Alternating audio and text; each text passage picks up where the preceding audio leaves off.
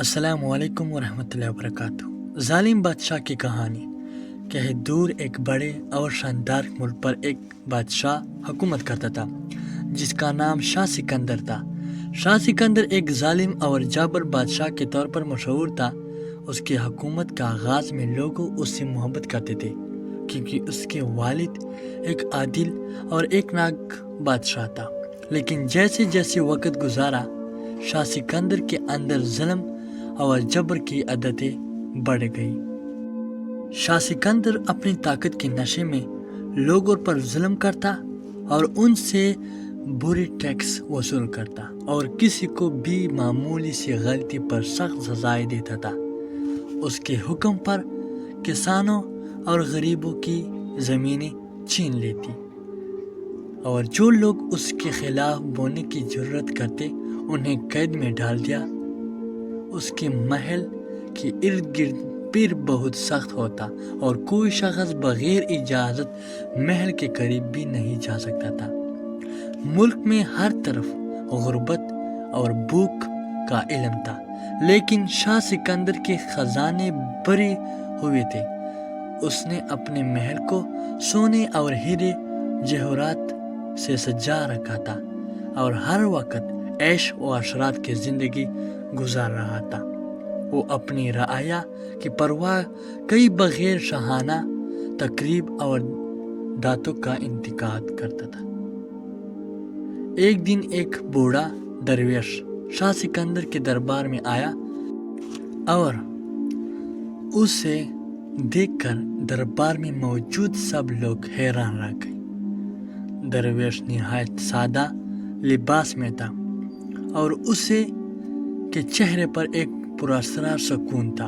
وہ بادشاہ کے سامنے جا کر کھڑا ہو گیا اور کہا، اے بادشاہ، تم نے اپنی طاقت کی نشے میں آ کر اپنی رعایا پر ظلم۔ درویش کی بات سن کر دربار میں ایک خاموشی چھا گئی۔ شاہ سکندر نے غصے سے درویش کی طرف دیکھا اور کہا، تم کون ہو جو میرے دربار میں آ کر اس طرح کی باتیں کر رہے ہو؟ تمہیں میری طاقت اور اختیار کا اندازہ نہیں؟ درویش مسکرایا اور نرمی سے جواب دیا، اے بادشاہ، میں ایک عام انسان ہوں جس کے پاس دنیاوی دولت نہیں، لیکن میں سچائی اور انصاف کا پیغام لے کر آیا ہوں۔ تمہاری طاقت عارضی ہے اور جو ظلم تم اپنے لوگوں پر کر رہے ہو اس کا حساب تمہیں ایک دن دینا ہوگا۔ یاد رکھو، ہر ظلم کا وقت آتا ہے جب اس کی طاقت چھین لی جاتی ہے اور اس کا انجام برا ہوتا ہے۔ شاہ سکندر درویش کی باتوں پر ہنسنا اور کہا، کیا تم مجھے ڈرانا چاہتے ہو؟ میری سلطنت مضبوط ہے، میرے پاس بے پناہ فوج اور دولت ہے۔ میں جیسے چاہوں سزا دے سکتا ہوں، جیسے چاہوں انعامات سے نواز سکتا ہوں۔ تمہاری یہ باتیں میرے لیے کوئی معنی نہیں رکھتی۔ درویش نے ایک گہری سانس لی اور کہا، بادشاہ، یہ دنیا عارضی ہے اور تمہیں اپنی رعایا کی فریادیں سنائی نہیں دیتی۔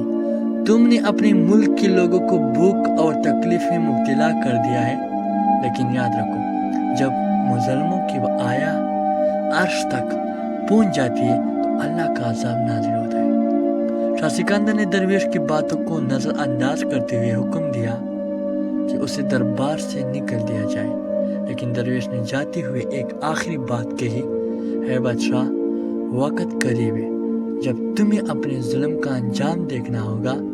اپنے دل میں رحم پیدا کرو ورنہ وہ وقت بہت سخت ہوگی۔ درویش کے جانے کے بعد شاہ سکندر نے اپنی زندگی میں کوئی تبدیلی نہ کی اور ظلم اور جبر کا سلسلہ جاری رکھا۔ کچھ مہینوں بعد ملک میں بغاوت شروع ہو گئی۔ عوام تنگ آ چکی تھی اور انہوں نے ظلم کے خلاف آواز اٹھانا شروع کر دی۔ شاہ سکندر نے اپنی فوج کے بغاوت کو کچلنے کے لیے اپنی فوج کو بھیجا، لیکن عوام کا غصہ بڑھا اور فوج کے سپاہی بھی ان کا ساتھ دینے لگے تھے۔ دیکھتے ہی دیکھتے پورے ملک میں انقلاب کی آگ بھڑک گئی۔ شاہ سکندر نے کوشش کی کہ اپنی سلطنت کو بچا سکے، لیکن لوگ اب اس کے ظلم سے نجات چاہتے تھے۔ در اثنا قدرات نے بھی اپنا فیصلہ سننا شروع کر دیا تھا۔ شاہ سکندر نے خزانے میں کمی آنے لگی، محل میں بیماریاں گر کر لیا، اور جو لوگ کل تک اس کے ساتھ تھے وہ بھی اس سے منہ موڑنے لگا۔ درویش کی پیش گواہی جیسے سچ ہوتی۔ ایک رات شاہ سکندر اپنے محل میں تنہا بیٹھا، باہر لوگوں نے بغاوت کی آوازیں گونج رہی تھی۔ اچانک اسے درویش کی باتیں یاد آئی جو اس نے اس دن کہی تھی، ہر ظلم کا وقت آتا ہے اور اس کا انجام برا ہوتا ہے۔ شاہ سکندر کا دل خوف سے بھر گیا۔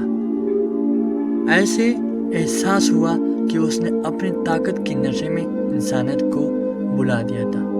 اس کا رویہ بھوک اور پیاس میں تڑپ رہی تھی اور وہ اپنے محل میں عیش کر رہا تھا۔ اب اسے اپنے انجام کا ڈر ستانے لگا۔ اگلے دن عوام نے شاہی محل پر دعا بول دیا۔ شاہ سکندر کی فوج نے بغاوت کے آگے احتیاط ڈالی تھی۔ لوگ محل میں داخل ہوئے اور شاہ سکندر کو گرفتار کر لیا۔ اس کے تخت و تاج کو ختم کر دیا اور اسے قید میں ڈال دیا گیا۔ وہ رعایا جس پر وہ کبھی حکم چلایا کرتے تھا اب اس حقارات کو نظر سے دیکھ رہی تھی۔ قید میں شاہ سکندر نے اپنے تمام ظلم و ستم کا حساب دیا یاد رکھتا تھا اور بے چاہتا میں ڈوب گیا۔ وہ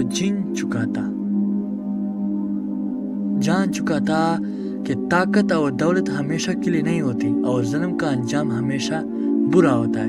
یوں شاہ سکندر کے دور حکومت ختم ہو گیا اور اس کے بعد ملک میں ایک نیک اور عادل حکمران نے حکومت سنبھالی جس نے عوام کو انصاف اور امن دیا۔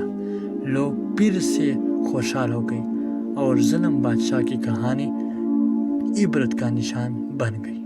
انجام کیا تھا؟ انجام یہ تھا کہ ظلم و جبر سے کبھی بھی پائیدار کامیابی حاصل نہیں ہوتی۔ جو بادشاہ یا حکمران اپنی رعایا پر ظلم کرتا ہے نا، اس کا انجام ہمیشہ برا ہوتا ہے۔ اگر کہانی اچھی لگی تو پلیز دوستوں کے ساتھ بھی شیئر کرو اور منہا وائس سبسکرائب کرو۔ اللہ حافظ۔